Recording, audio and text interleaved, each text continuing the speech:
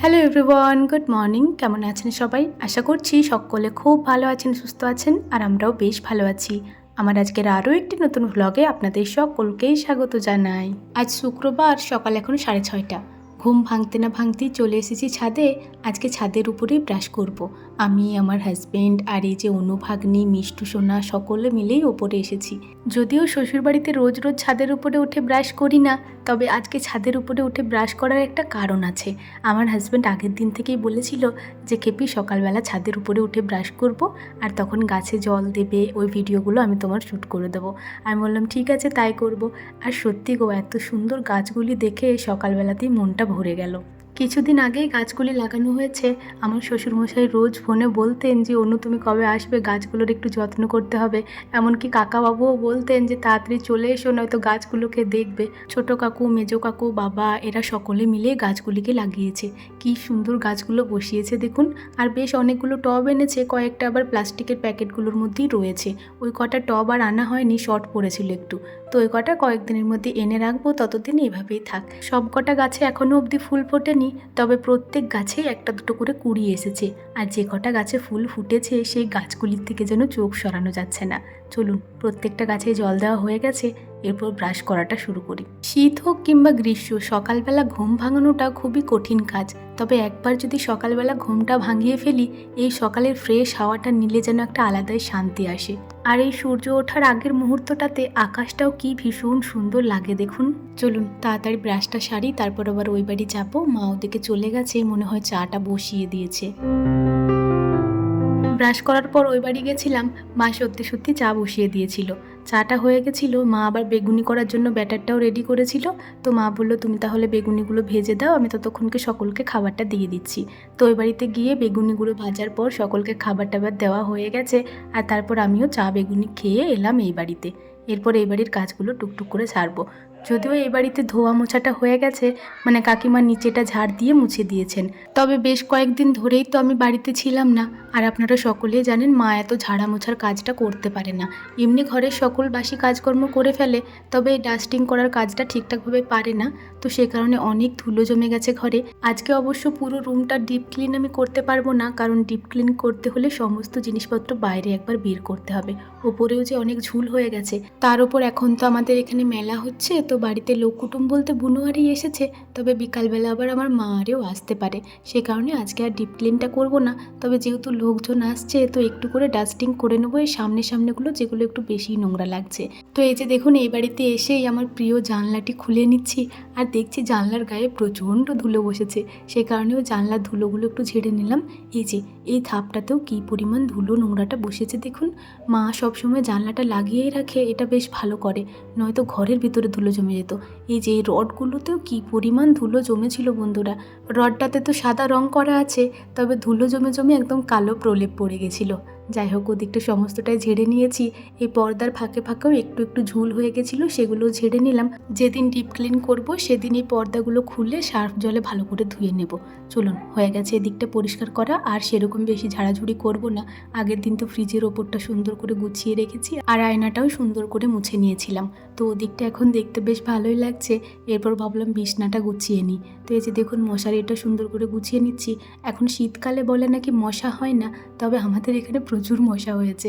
আর যেহেতু এখন শীতের সময় ফ্যান চালিয়েও শোয়া যাবে না, সে কারণে রোজই মশারিটা খাঁচাতে হয়। নয়তো একটা দুটো মশা থাকলেও ওই মশাগুলো ঘুনঘুন ঘুনঘুন করতেই থাকবে, আর ঘুম হবে না। তো মশারিটা ওদিকে সুন্দর করে গুছিয়ে তুলে রেখেছি। আর তারপর দেখুন, বিছনাটাও একটু টান টান করে গুঁজে নিলাম, আর তারপরে এই ঝাড়ুটা দিয়ে ঝেড়ে নিচ্ছি। এই ঝাড়ুটার কালারটা গোলাপি কালার, তবে এমন ধুলো জমেছে যে গোড়ার দিকটা দেখুন কেমন কালো মতো হয়ে গেছে। ওটাও একদিন সার্ফ জলে ভালো করে ধুয়ে পরিষ্কার করে নেব। এই যে বিছনাটা গোছানো হয়ে গেছে, এরপর বালিশগুলো একটু জায়গা মতো পেতে দিচ্ছি। কতদিন হয়ে গেল আমার বিছনাটা মনের মতো করে গোছায়নি। বাবার বাড়ি থেকে যখন আমি আসি, তখন আসার সাথে সাথেই তো এদিক ওদিক মোছামুছি করতে লেগে যায়। তো আমার ঠাকুমা শাশুড়ি আমাকে বলে যে অনু তুই কি করে থাকিস বাবার বাড়িতে, মনে হয় না যে আমার ঘরটা নোংরা হয়ে যাচ্ছে? আর ঠাকুমার এই কথাটা শুনে আমার ভীষণ হাসি পায়। সত্যি গো, আমি যখনই আসি এদিক ওদিক গোছাতে লেগে পড়ি। যাই হোক, বিছানাটা গুছিয়ে নিয়েছি, আর নতুন ব্ল্যাঙ্কেটটাও ওই বিছানার এক কোণাতে রেখে দিলাম গুছিয়ে।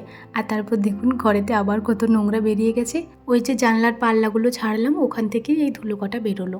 চলুন, আমার ওদিকে ঝাড় দেওয়া হয়ে গেছে। আজ সকালেই দুটো মাছ আনা হয়েছে দুপুরের রান্নার জন্য। তো তো মা এদিকে দেখুন ওই মাছগুলোই কেটে নিচ্ছে। প্রথমে মাছের গায়ে যত আঁশ ছিল সমস্তটাই ছাড়িয়ে নিয়েছে, আর তারপর এখন মাছটা কেটে নিচ্ছে। এই রে, পিত্তিটাও গলে গেল। এই সবুজ মতো পিত্তির থলিটা গলে গেলে নাকি মাছটা তেতো হয়ে যায়। তবে সঙ্গে সঙ্গে তো কেটে ধুয়ে নেবে, মাছটা তেতো হবে না। কিন্তু ওই যে মাছের তেলটা বের হয়, ওইটা আমার ঠাকুমা শাশুড়ি খেতে খুব ভালোবাসে। ওই তেলটা মনে হচ্ছে আজকে আর নেওয়া হবে না। মা বললো যেহেতু পিত্তির থলিটা গলে গেছে, ওই তেলটা প্রচণ্ড তেতো হয়ে যাবে, তো ওই তেলটা আজকে আর নেওয়া হবে না। আর আমাদের বুটিনটার ধারটাও একটু কমে গেছে জানেন, সে কারণে একটু ঘষে ঘষে কাটতে হচ্ছে। চলুন মা এদিকে মাছগুলো বেছে নিক, আমি ততক্ষণকে এই বাড়িতে এসে ঘরটা ঝাড় দিয়ে নিই। কাকিমা স্নান করতে গেছে, এরপরে ভাত বসাবে। তো আমাকে বলে গেছে স্নান করতে যাওয়ার আগে যে অনু এই ঘরটা একটু ঝাড় দিয়ে দেবে, তো আমার ঝাড় দেওয়া হয়নি। তো এই যে দেখুন ওই বাড়িতে মায়ের ভিডিও করতে করতেই মনে পড়লো যে কাকিমা বলেছে ঝাড় দিতে, তো তাড়াহুড়ো করে এলাম এই বাড়িতে। এরপর এই বাড়িটা ঝাড় দিয়ে নেব। আগে এই ধারের মাটির বাড়িতে ওই যে সামনের দেওয়ালটি দেখছেন, ওই দেওয়ালটি ছিল না, ওখানটা বস্তা টস্তা দিয়ে আড়াল করা ছিল। তবে এখন দেওয়ালটা দেওয়ার পরে কি সুন্দর দেখতে লাগছে দেখুন। চলুন সমস্ত জিনিসগুলো ওদিকে গুছিয়ে রেখে দিলাম। এরপর যত সবজির খোসা টোসা রয়েছে সমস্তটা সাথে নিয়ে ঝাড় দিচ্ছি। আর জিনিসগুলো এদিক সেদিক রয়েছে, তো সেগুলো একটু তুলে তুলে ঝাড়টা দিয়ে নিচ্ছি। গ্রীষ্মের দিনে যে কোনো কাজ করার সময় আমরা একটু ছাওয়া খুঁজি, মনে হয় ছাওয়াতে বসে বসে কাজটি করব। আর শীতের দিনে হয় ঠিক তার উল্টোটি, মনে হয় একটু রোদ্দুরে বসে বসে কাজটি করতে পারলে বেশ ভালো হয়। তো ওদিকে দেখুন বাইরে ঠাকুমা রোদ্দুরে বসে বসে সবজি কাটছেন। আর এই যে বাঁধাকপিটা নতুন নেওয়া হয়েছে, তো ওটা আজকে আর হবে না, ওটা ওদিকে রেখে দিলাম। এই যে ঝাড় দিয়ে নোংরাগুলি বের হলো, এগুলো আর বাইরের দিকে নিয়ে যাব না। ঠাকুমা ওদিকে সবজি কাটছে, তো নোংরাগুলো নাহলে সবজিতে মিশে যাবে। তো এই দুয়ার গোড়াতেই সমস্ত নোংরাগুলো প্লাস্টিকে করে কুড়িয়ে নিলাম। এই যে হয়ে গেছে ঝাড় দেওয়া। মায়ের দিকে মাছগুলোও দেখছি বেছে ধুয়ে নেওয়া হয়েছে। তো এই যে এখানটিতেই নামিয়ে রাখলো, একটু পরে রান্না বসাবে, তো আর ভাত রান্না বসাবে একদিকে, আর একদিকে মাছটাও ভেজে নেবে। আজকে সকালবেলা এই রান্নাঘরটাও মোছা হয়নি। যখন কাকিমা মোছার জন্য এসেছিল তখন আমি বেগুনি ভাজছিলাম, তো সেই কারণে কাকিমা আর মুছিয়ে নি, স্নান করতে চলে গেছে। তো ভাবলাম আমি না হয় মুছে দিই। তো ওই বাড়ি থেকে নাতাটা নিয়ে এলাম, আর এই বাড়িতে তো বালতিতে জলটা ছিল, ওই জল দিয়ে গ্যাস ট্যাস সমস্তটাই মুছে নিয়েছি। আর এই যে এই সামনেটুকুও এখন মুছে নিচ্ছি। আগের দিন তো বৃহস্পতিবার ছিল, তো বৃহস্পতিবারে তো একটু করে আলপনা দেওয়া হয়, আপনারা সকলেই জানেন। আগের দিন তো শাশুড়ি মায় পুজো দিয়েছিলেন, আর শাশুড়ি মায় দিয়েছিল আলপনাটা। তো এই যে দেখুন আলপনাটা এখন তুলে নিচ্ছি, আর মা ওদিকে মনে হয় চা বসাচ্ছে। চলুন হয়ে গেছে আমার এদিকটা মোছা। এরপর ওই বাড়িতে গিয়ে আর সেরকম কোনো কাজ নেই এখন, আজকে একটা জায়গা যাবো ভাবছি। তবে তার আগে সকালের খাবারটা খেয়ে নেব। এখন অবশ্য খুব বেশি দেরি হয়নি, ওই 9টা মতো বাজে। কত তাড়াতাড়ি সকালের কাজকর্ম হয়ে গেছে দেখুন। সকাল সকাল উঠলে এটাই একটা সুবিধা, কাজকর্মটাও অনেক তাড়াতাড়ি হয়ে যায়। এদিকে আমি ঘর মোছা কাপড়টা ধুয়ে রেখে দিলাম, আর কলপাড়েও বেশ বালি জমেছিল, তো ওই বালিগুলো জলটা দিয়ে একটু ভালো করে ধুয়ে নিয়েছি। চলুন হয়ে গেছে। ঘরেতে আবার আজকে মিস্ত্রি এসেছে জানেন, আজকে কাকুর রুমের দরজাটা লাগানো হচ্ছে। এই যে এনারাই লাগাচ্ছেন, কাকুও রয়েছে পাশে। মা বলল আগের দিনই দরজাটা আনা হয়েছে, আর এই যে আজকে দরজাটা ফিটিংস করা হবে। তবে এদিকটা মনে হয় একটু উঁচু নিচু আছে, তো সেই কাঠটাকে সমান করে নিচ্ছেন এরা। যে কোনো কাজ করতে কত রকমের যন্ত্রপাতি লাগে দেখুন। আমাদের দরজাটা আর কাকুর রুমের দরজাটা অনেকটা একই রকম। অবশ্য পছন্দ করেছে আমার হাজব্যান্ড, একই রকম দেখতে বেশ ভালোই। তবে ঠাকুমা শুধু বারবার বলছে না, অনুর ঘরের দরজাটাই আমার বেশি ভালো লাগছে। তবে আমার তো দুটো দরজাই বেশ ভালো লাগছে। ওদিকে দরজা লাগানো হচ্ছে, এদিকে চলে এলাম খাবার খেতে। আমি নিয়ে নিয়েছি বেগুনি মুড়ি, আর এদিকে আমার হাজব্যান্ড বেগুনি মুড়ি আর নিচ্ছে চচ্চড়ি। চচ্চড়ি আমার হাজব্যান্ড আর আমার বোনুর খুবই ফেভারিট একটা খাবার, তো ওনারা ওই দিয়েই খাচ্ছে, আমিও খাবার খেয়ে নিয়েছি। এখন আমরা যাচ্ছি সেই জায়গায় যেদিকে বললাম যাব। আর এই যে দেখুন দাদুভাই কেমন মজা করছে, ইনি আমার সাথে সব সময় এরকম মজা করে জানেন, আর ভালোও লাগে এনাকে খুব। চলুন বেরিয়ে পড়েছি আমরা, যাচ্ছি আজকে আমরা মাঠে। আপনারা সকলেই জানেন যে আমার শ্বশুরমশাইরা চাষবাস করেন, আর আমাদের ধান জমি তো লাগানোই আছে, তবে সবজির ফসলটাই একটু বেশি হয়। তো সেই সবজির ফসলের বাগানেই আজকে আমরা যাচ্ছি। চলে এসেছি, গাড়িতে করে এলাম, তবে ওদিকে গাড়িটা রেখে এখন এদিকটায় হাঁটা পথেই এসেছি। ওই যে আমার শ্বশুরমশাই বেগুন বাড়িতে বসে আছেন। প্রত্যেক বছর আলাদা আলাদা জমিতে বেগুন চাষ করা হয়। আগের বছর করেছিল ওই সামনের দিকে, তার আগের বছর আর একটু দূরের দিকে করেছিল, এই বছর আবার এই জায়গাটাতে করেছে। এই জায়গাটাতে এই বছর প্রথমবার এলাম। আজ আমরা 3জন মিলে এসেছি, আমি, আমার হাজব্যান্ড আর বুনু। আর এই যে এদিকটা হয়ে বেগুনবাড়ির ভেতরে ঢোকা যায়। বাবা আর আবার গেট বানিয়েছে একটা খাড়ি খোঁচা দিয়ে, বেশ ভালোই বানিয়েছে। তবে আমার হাজব্যান্ড এমন খুলছে যেন একদম ভেঙে দিচ্ছে, তাই বলছি একটু আস্তে আস্তে খুলো, বাবার এত কষ্ট করে বানিয়েছে।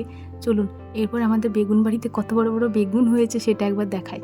আর এখানে শুধু বেগুন বাড়ি বললে ভুল হবে, এখানে আবার কপি চাষও করেছে। এই যে ফুলকপিগুলো কি সুন্দর হয়েছে দেখুন, আরও বড় বড় হবে বলছে।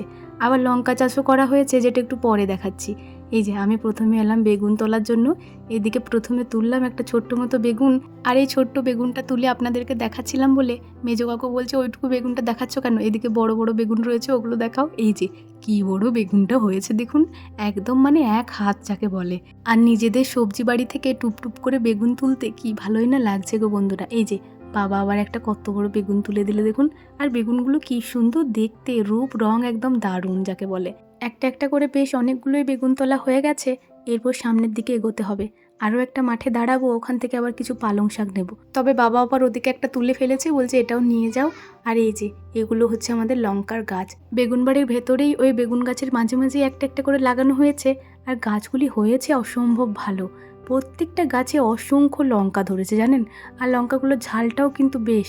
এই যে এই গাছটাতে কত পরিমাণ লঙ্কা দেখুন, শুধু এই গাছটা বলে নয়, প্রত্যেকটা গাছেই এতগুলো করে লঙ্কা। এই লঙ্কা তোলার কাজটি আবার খুবই ঝামেলার কাজ। ওই যে একটি একটি করে তুলতে হবে, বেশি জোরে তুললেই ডাল ভেঙে যাবে। চলুন এরপর সামনের দিকে এগোই। আবারও একটা জায়গায় দাঁড়াতে হবে, মানে আরেকটা মাঠে। এই যে এটা হচ্ছে আমাদের টমেটো বাড়ি, মানে টমেটো চারা লাগানো আছে। এই যে টমেটো গাছগুলো দেখতেই পাচ্ছেন, মাঝে মাঝে আবার পালং শাকও রয়েছে।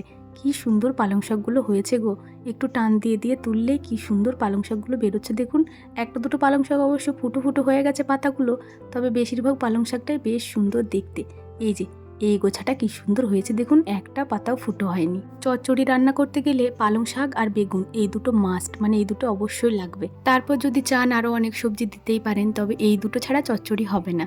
আজকে অবশ্য বাড়িতে চচ্চড়ি হবে, সেই কারণেই মাঠ আসা হলো, আর মাঠ এসে আপনাদের সাথে এই সমস্ত কিছু শেয়ার করা হলো। টমেটো বাড়িতে আবার দেখছি মূলোও লাগানো রয়েছে, তো পালং শাকের পরে একটা সাদা মূলো আর একটা এই যে গোলাপি মূলো তুলে নিলাম। হয়ে গেছে সমস্ত সবজিপাতি তোলা। এরপর যাব গুটি গুটি পায়ে বাড়ির দিকে। আজকে অবশ্যই একটু তাড়াহুড়োর মধ্যেই মাঠে এসেছিলাম। এই যে সবজিপাতিগুলো তুললাম, এগুলো বাড়ি নিয়ে যাব, তারপর রান্না বান্না হবে। আপনারা যদি আমাদের সবজি বাগানগুলি দেখতে ইচ্ছুক হন, তাহলে আমাকে অবশ্যই কমেন্টে জানাবেন। আমি কোনো একদিন আমাদের সবজি বাড়িটা আপনাদের সকলকে ঘুরিয়ে দেখাবো। চলুন এরপর গুটি গুটি পায়ে বাড়ির দিকে যাওয়া যাক। এই যে রাস্তাটি দেখছেন, বর্ষাকালে এদিকে একদম বেরোনো যায় না, এক হাঁটু কাদা হয়ে থাকে। তবে এখন শুকিয়ে রয়েছে বলে কত সুন্দর গাড়িতে গেলাম, আর গাড়ি করে এই যে এখন বাড়ি ফিরছি। আমাদের মাঠে বেশ অনেকগুলি লাউ চারা, কুমড়ো চারা লাগানো হয়েছিল, তবে সেগুলো তো একটাও হয়নি। কিন্তু বাড়িতে দু একটা লাগিয়েছিল মা, সেগুলো থেকেই কত লাউ শাক হয়েছে দেখুন। ওখান থেকেই 2 ডাল তুলে নিলাম। মাঠ থেকে ফিরেই আমি গেছিলাম স্নান করতে, কয়েকটা জামা কাপড় কাচাকুচি করার ছিল। যাওয়ার সময় মাকে বলে গেছিলাম মা একটু সার্ফ জলে ভিজিয়ে রাখবেন, তো আমি এসে পরে কাচা ধোয়া করে স্নান করব। তো মা এই যে সার্ফ জলে ভিজিয়ে রেখেছিল, এসে পরে সজ্জা গেছিলাম বাথরুমে, কাচা ধোয়া করলাম, তারপরে স্নান করলাম। আর এই যে আমাদের বালতিগুলো সমস্তটাই এটা ওটা কাজে লেগে আছে, সে কারণে জামা কাপড়গুলো কেচে একটা ঝুড়ি করে ছাদেতে নিয়ে এলাম। বেডশিটটা তো আগের দিন চেঞ্জ করেছিলাম, তো বেডশিটটাও কাচা ধোয়া করে নিয়েছি আজকে। আর এই যে ভাবলাম লম্বা করে না হয় আমার জামা কাপড়গুলোই মেলে দিই। এদিকে অনু সোয়েটারগুলো শুকাচ্ছিল, ভাবলাম ওদিকটাই করে দিই। এখন সারাটা দিন পুরো ছাদটাতেই রোদ্দুর থাকে। আমাদের বাড়ির আশেপাশে কোনো 2তলা কিংবা 3তলা বাড়ি নেই, সেই কারণেই আর কি সারাটা দুপুর আমাদের বাড়িতে রোদ্দুর আসে। তাই ছাদের যে প্রান্তেই জামা কাপড় মেলুন না কেন, জামা কাপড় খুব সুন্দর শুকিয়ে যায়। এমনকি উঠানেও সারাটা দুপুর রোদ্দুর থাকে। যাই হোক, সমস্ত জামা কাপড় মেলা হয়ে গেছে। আর এই যে ছোট ছোট ইটগুলো একটা করে চাপিয়ে দিচ্ছি, নয়তো হাওয়াতে আবার নিচেতে পড়ে যেতে পারে। চলুন হয়ে গেছে সমস্ত জামা কাপড় মেলা, এরপর নিচেতে যাই। আর এই যে মাম্পি বুনু এসেছে, মাম্পি বুনুকে বললাম বুনু আমি নিচেতে চলে যাচ্ছি, তুমি কিন্তু স্ট্যান্ডটা আর ফোনটা নিয়ে এসো। স্নানের পর জামা কাপড়গুলো মেলে দিয়ে এলাম, এরপর এই যে নিচেতে এলাম। ভিডিও এডিটের একটু কাজ আছে, ওটা এবার করতে হবে। আবার ভয়েস ওভার দেওয়া বাকি আছে, তার উপর এখানে নেটওয়ার্কের খুবই প্রবলেম। আপলোড দিতে প্রায় 1.5 থেকে 2 ঘন্টা সময় লাগবে, তো তাড়াতাড়ি এডিট কমপ্লিট করি। তার উপর হচ্ছে আজকে আমার মাথা ব্যথা করছে, আর এমন মাথা ধরেছে যে মানে কিছুই করতে ইচ্ছা করছে না। যাই হোক, ভিডিওটা এডিট করি, তারপর আবার পরে আপনাদের সাথে দেখা হচ্ছে। আর হ্যাঁ, কাকুর ঘরের দরজাটাও লাগানো হয়ে গেছে, তো আমি একটু পরে আপনাদেরকে দেখাচ্ছি, ততক্ষণ ভিডিওটার সাথে থাকুন। দুপুর 1:30টা মতো বাজে এখন। এই বাড়িতে এলাম দুপুরের খাবার খাওয়ার জন্য। আজকে দুপুরে রান্না হয়েছিল ডাল, চচ্চড়ি, বাঁধাকপির তরকারি আর মাছের বাটনা। চলুন সকলে মিলে একসাথে দুপুরের খাবারটা সারি। খাওয়া দাওয়ার পরে বাসন কটা নিয়ে এই যে কলপাড়ে এলাম। এখনও কিছু বাসন আছে যেগুলো কাকিমা আনছে, তো আমি ততক্ষণকে এই কটায় মাজি, আমি এই কটায় নিয়ে এলাম। তো এই যে দেখুন এখন বসে বসে বাসন কটা মেজে নিচ্ছি। প্রায় 3 মাস পর আবার এভাবে কলপাড়ে বসে বাসন মাজছি। সেদিন আর আজ অনেকটাই তফাৎ হয়ে গেছে দেখুন। সেদিন কিন্তু এখানে এই খড়ের পালুইটা ছিল না, পালুইটা তখন ওই বাড়িতে করতো, কিন্তু এখন এদিকে জায়গাটা পেয়েছে বলে এদিকেই করছে। আর এই যে আখ গাছটা কতটুকু ছিল বলুন, কত বড় হয়েছে এখন দেখুন। এখান থেকে আখ কেটে কেটে খেয়েওছে বলছে কটা। দাঁড়ান আমি একদিন দেখবো খেয়ে যে এটা খেতে কেমন হয়েছে, মিষ্টি না চপসা। এই যে বাসন কটা যেগুলো ছিল ওই বাড়িতে ওগুলো কাকিমা নিয়ে চলে এসছে, এখন ওগুলোও মেজে দিচ্ছি। আমার ইউটিউবের 2 বন্ধু বলেছিলেন যে ওনাদের নামটা একবার নিতে, তো এখন আমি ওনাদের নামগুলোই নিচ্ছি। একজনের নাম হচ্ছে টুম্পা, একজনের নাম রাখি। 2 দিন আগেই তোমরা বলেছিলে তোমাদের নামটা নিতে, তো আমার একটু দেরি হয়ে গেল, তোমরা কিছু মনে করো না। এদিকে আমার বাসন মাজাও হয়ে গেছে, কাকিমা টুকটুক করে বাসনগুলো ধুয়ে নিচ্ছে এখন পাইপের জলে। চলুন হাত মুখ ধোয়া হয়ে গেছে, এরপর বাড়িতে যাই। আর আমার আজকের ব্লগটিও এখানেই শেষ করছি। ব্লগটি কেমন লাগলো অবশ্যই কমেন্টে জানাবেন, ভালো লাগলে একটি লাইক করে দেবেন এবং সাবস্ক্রাইব করে আমার ছোট্ট চ্যানেলটির পাশে থাকবেন। সবাই ভালো থাকবেন, সুস্থ থাকবেন, সাবধানে থাকবেন। দেখা হবে খুব শীঘ্রই পরের কোনো একটি ভ্লগে। টাটা।